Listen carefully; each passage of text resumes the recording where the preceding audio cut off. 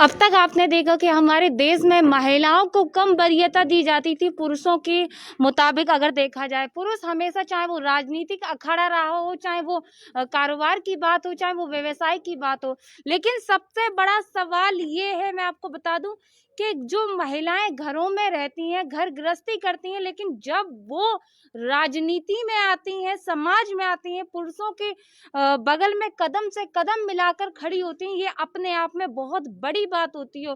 ऐसे ही एक कहानी को सच किया है। हमारे साथ मौजूद है समाजवादी पार्टी की पूर्व विधायक अजीम भाई की धर्मपत्नी साजिया अजीम, जिनसे पूछेंगे और जानेंगे क्या उद्देश्य है उनका।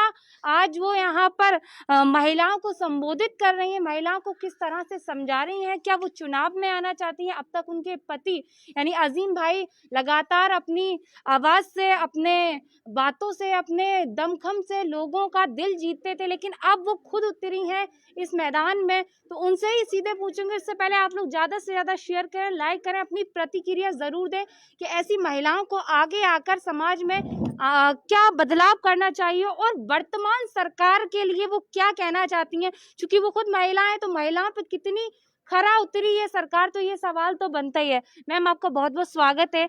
अक्सर हमने देखा है कि अजीम भाई लगातार राजनीति में है, आप एकदम से निकल कर आई हैं बाहर, क्या माना जाए? मेरे शौहर जी करीब 40 साल से सन 80 से राजनीति कर रहे हैं। जी। तब उनकी उम्र 14 साल थी जब समाजवादी पार्टी से ही शुरू से जुड़े और यहाँ पर जो भी इलेक्शन होते थे उसमें वो बढ़ चढ़ कर भाग लेते थे।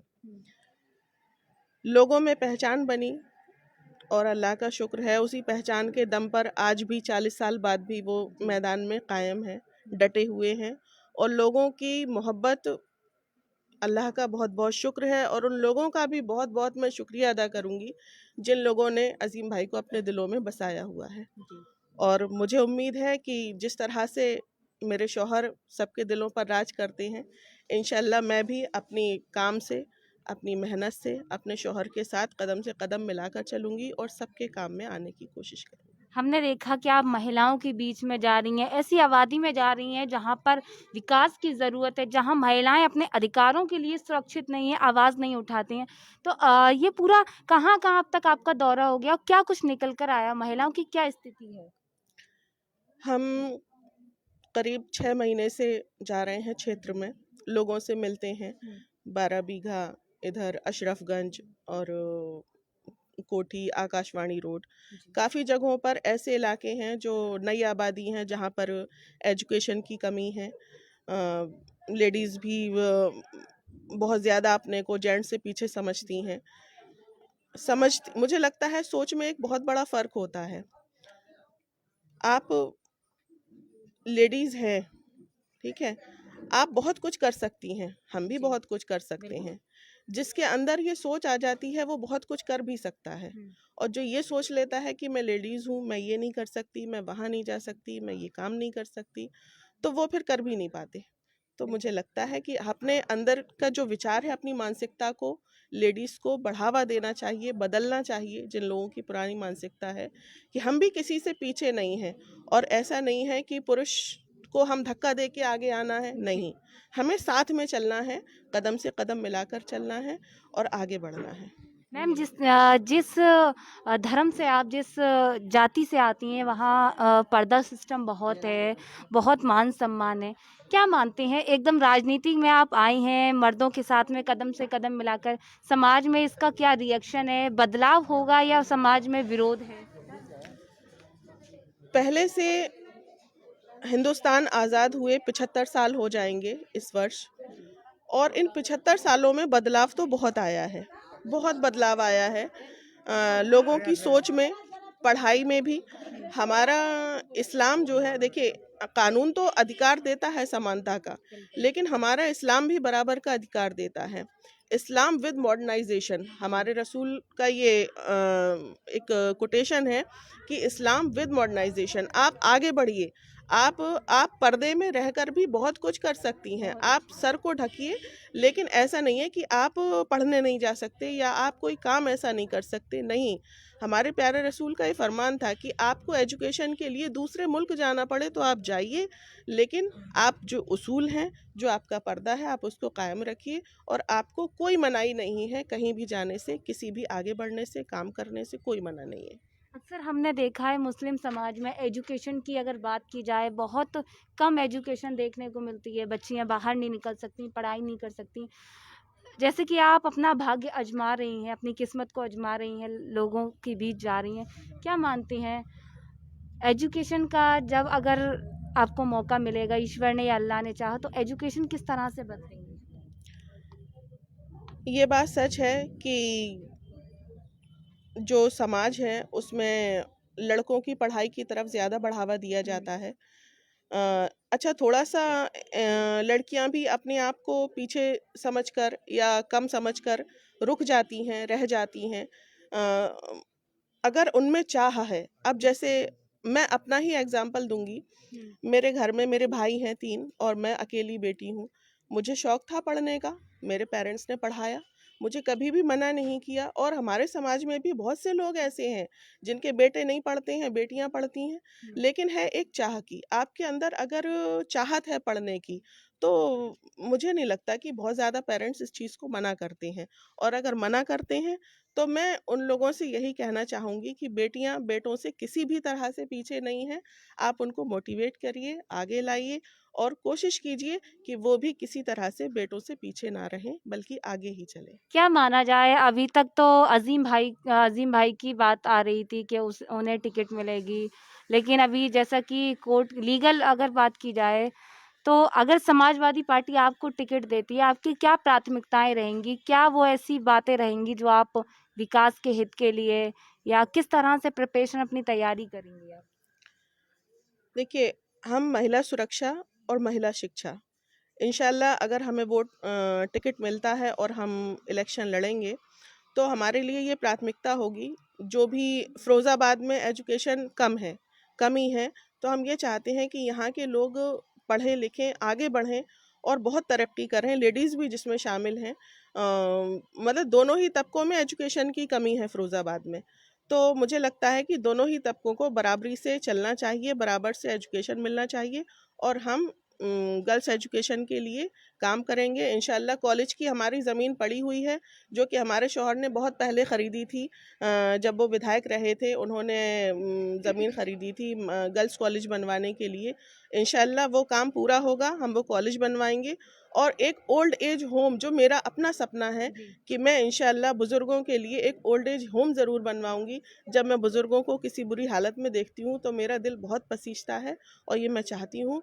और मेरे शौहर भी मेरे इस फैसले से या जो भी विकास के काम हैं उसमें वो भरपूर सहयोग देने वाले हैं, बल्कि वो तो आगे बढ़कर काम करते हैं, बहुत सालों से करते आ रहे हैं और मैं उनकी सोच से बहुत ज़्यादा इंस्पायर हूँ। इसलिए मुझे तो उनके साथ चलना है और आप सब आवाम के लिए बहुत बहुत बहुत काम करना है। क्या मान सकते हैं कि पार्टी का कोई अभी हाईकमान का कोई आदेश आया है? आप लगातार जगह-जगह जा रही हैं, तैयारी कर रही हैं, कोई ऐसा आदेश आया है? जन समर्थन के लिए, लोगों को संबोधित करने के लिए? ऐसा है आदेश, जब हमारे शौहर जेल में थे, 19 महीने जेल में रहे, तो आवाम तो हम लोगों से जुड़ी रही। वो नहीं थे बेशक, लेकिन लोग आते थे, मोहब्बत करने वाले लोग घर पर आते थे पूछने के लिए कि अज़ीम भाई क्या हुआ, आ नहीं रहे, बाहर नहीं आएंगे, या जो भी काम होता था, तो उनके बिहाफ पर हम उनकी मदद करते थे और उनके कामों को हमने रुकने नहीं दिया। जो अज़ीम भाई काम करते थे उसमें हम जब उनकी गैर मौजूदगी में उनके साथ के जो लोग थे, जो रहे यहाँ पर, हमारे साथ देते थे और हम भी उनके काम को आगे बढ़ाते रहे। क्या लगता है, जैसे कि अज़ीम भाई की लोग फ़िरोज़ाबाद की जनता दीवानी है, उनके एक इशारे पे बहुत सारे लोग इकट्ठे हो जाते हैं, उनको मतलब फ़िरोज़ाबाद की शान मानते हैं। क्या उसी तरह से आपको भी लोगों का सपोर्ट मिलेगा, आप लोगों को सहयोग मिलेगा? मिल रहा है या फिर? सपोर्ट अभी देखा जाए तो मेरी सिर्फ इतनी ही पहचान है कि मैं अज़ीम भाई की बीवी हूँ जी। और मुझे उन्हीं की ये भी बड़ी बात है मैम। उन्हीं की मोहब्बत की बदौलत ये सब मोहब्बत करने वाले लोग हैं जो मेरे पीछे बैठे हुए हैं, और जैसे उनको मोहब्बत मिली है मुझे लगता है कि मुझे भी मिलेगी, क्योंकि हस्बैंड और वाइफ में दो अलग नहीं होते बल्कि एक सिंगल पर्सन होता है। बस ये अच्छा, मौजूदा सरकार के लिए आखिरी सवाल, चूंकि राजनीति में आप लगातार जा रही हैं आ रही हैं, मौजूदा सरकार ये बात करती थी महिला सुरक्षा की, महिला शिक्षा की, इस पर आपको मतलब क्या लगता है, कैसे देख रही हैं इस बात को आप? महिला सुरक्षा सरकार के हिसाब से होंगी महिलाएं सुरक्षित, लेकिन जो देखने में आता है आए दिन कोई ना कोई ऐसी घटना घट जाती है जिससे लगता है कि महिलाएं सुरक्षित नहीं हैं। महिलाएं सुरक्षित नहीं है, साथ में बच्चियों का भी आए दिन सुनने में आता है कि फलानी 6 साल की बच्ची थी उसके साथ बुरा हुआ, 7 साल की बच्ची थी उसके साथ बुरा हुआ। तो मुझे नहीं लगता कि सरकार जो है वो पूरी तरह से अपने वादों को निभा पाई है और वो महिलाओं को सुरक्षा दे पाई है। आखिरी सवाल मेरा, क्या संदेश देना चाहेंगी शहर की महिलाओं के लिए, और आपके पीछे तमाम वो महिलाएं, बच्चियां, युवतियां बैठी हैं जो आपका सहयोग कर रही हैं, आपसे प्यार कर रही हैं, खुश हैं, इनके लिए क्या कुछ कहना चाहेंगी? मैं सब लोगों से यही कहना चाहूँगी कि अपने आप को किसी भी तरह से कम मत समझिए, किसी भी तरह से कम मत समझिए। हम भी जो मर्द जो जेंट्स कर सकते हैं वो हम सब लोग भी कर सकते हैं। बस प्यार से एक दूसरे के साथ कंधे से कंधा मिलाकर चलिए, अपने घर के लोगों को साथ लेकर चलिए, और इंशाल्लाह ना हम पीछे थे ना हम रहेंगे आगे आने वाले वक्त में। और हमें ऐसा भी नहीं है कि हमें बढ़कर आगे जाना है, नहीं, हमें साथ चलना है, प्यार से चलना है, मोहब्बत से चलना है, सबको साथ लेकर चलना है। बहुत बहुत धन्यवाद। तो आज कहाँ पर और किस तरह का कार्यक्रम किया गया था? ये कोटला मोहल्ला है, यहाँ पर एक बैठक का आयोजन किया गया था समाजवादी पार्टी के लिए भी, और हम चूँकि एक महिला होने के नाते अगर टिकट मिलता है तो इंशाल्लाह हम पहली महिला प्रत्याशी होंगे जी। तो बस इसीलिए महिलाओं को जोड़ने का काम करने के लिए आज हम यहाँ पर इकट्ठा हुए हैं। हमारे चैनल की तरफ से भी आपको बहुत बहुत शुभकामनाएं, बहुत बहुत। तो ये थी पूर्व विधायक अजीम भाई की पत्नी, और एक बार उन सभी महिलाओं से भी बात करने का प्रयास करेंगे जो आज इस घरेलू महिला को सपोर्ट कर रही हैं, और कहीं ना कहीं क्या कुछ कहना चाहती हैं, कैसा लगेगा कि उनका पद रखने के लिए, उनकी बात को रखने के लिए एक महिला जिम्मेदार बनेंगी। क्या कहना चाहती हैं मैम, और कैसा लग रहा है आपको? बहुत अच्छा लग रहा है जी, और मैं चाहती हूँ कि वो आगे बढ़ें, आगे बढ़ के समाज में सबको साथ लेकर, महिलाओं के साथ लेकर आगे बढ़े और अपना काम करें। आज यहाँ कार्यक्रम कहाँ पर हुआ है जहाँ हम बैठे हैं, और क्या कुछ बातें बताएं, क्या समझाया आपको? ये मोहल्ला कोटला है, पीली कोठी में ये कार्यक्रम हुआ है, और उन्होंने हम लोगों को अपनी आप बीती अजीम भाई के ऊपर जो गुजरी उन्होंने वो सब कुछ बताया, और हम लोगों को समझाया कि हम लोग सब मिलकर आगे बढ़ें और उनका साथ दें। बिल्कुल। कुछ और महिलाएं हैं, उनसे भी पूछेंगे, जानेंगे क्या कुछ कहना चाहती हैं। मैम, आप यहाँ पर हैं, आई हैं, कैसा लग रहा है, किस तरह से सपोर्ट करना चाहती हैं? ये बहुत अच्छा लग रहा है। हम बहुत शुक्रगुजार हैं जो हमारे पास आई, और हम इंशाल्लाह उनके साथ हैं, उनको वोट देंगे, इंशाल्लाह उनकी जीत होगी। अल्लाह ताला उनको आगे तरक्की दे, वो सभी लोगों की बहुत खिदमत करेंगी।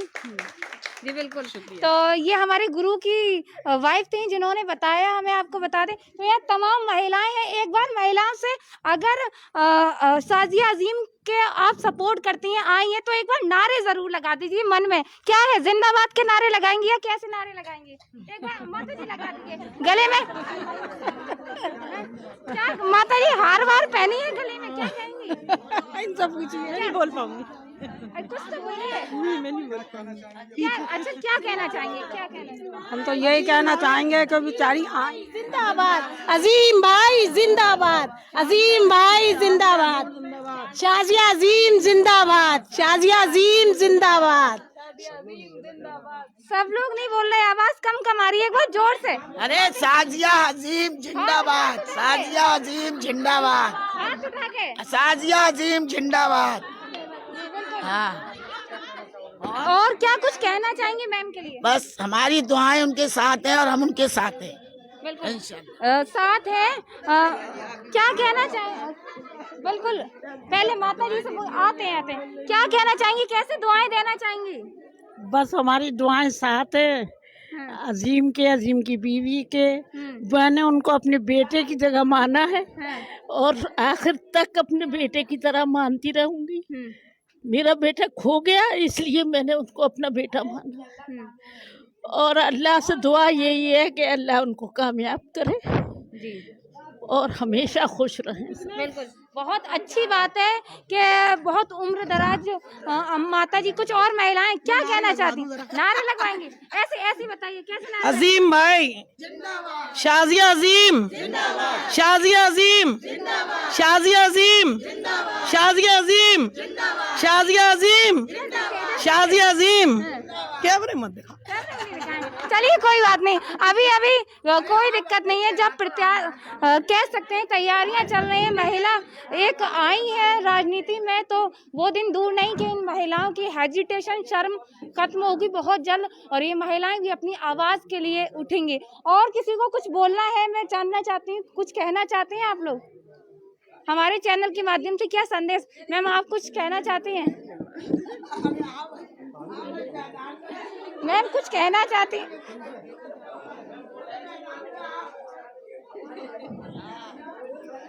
तो तमाम महिलाओं से हम मिले और पूर्व विधायक अजीम भाई की धर्मपत्नी से भी हम मिले।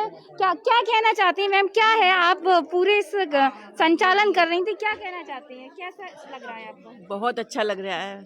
ये भाभी सामने आई हम लोगों के और हम लोगों की दुआएं इनके साथ है। हम सब मिलके हमेशा इनके साथ थे और हमेशा रहेंगे इंशाल्लाह। अच्छा एक सवाल बताइए, पुरुष विधायक ना होकर एक महिला विधायक हो तो कैसी पावर आएगी मन में? बहुत अच्छी पावर आएगी सब लेडीज के मन में, सबके मन में इंशाल्लाह, अल्लाह ने चाहा। क्या कह रही हैं? कैसे? जलवे की पावर आएगी इंशाल्लाह। अच्छा, हाँ बिल्कुल इंशाल्लाह। तो ये महिलाओं को हमने देखा, तमाम महिलाएं बेहद खुश हैं और सभी ने दुआएं दी हैं, दुआओं से नवाजा है पूर्व विधायक अजीम भाई की पत्नी को। इसी तरह की अपडेट देखने के लिए देखते रहे RK TV सहयोगी विपिन राठौर के साथ मैं रीना खान, फिरोजाबाद।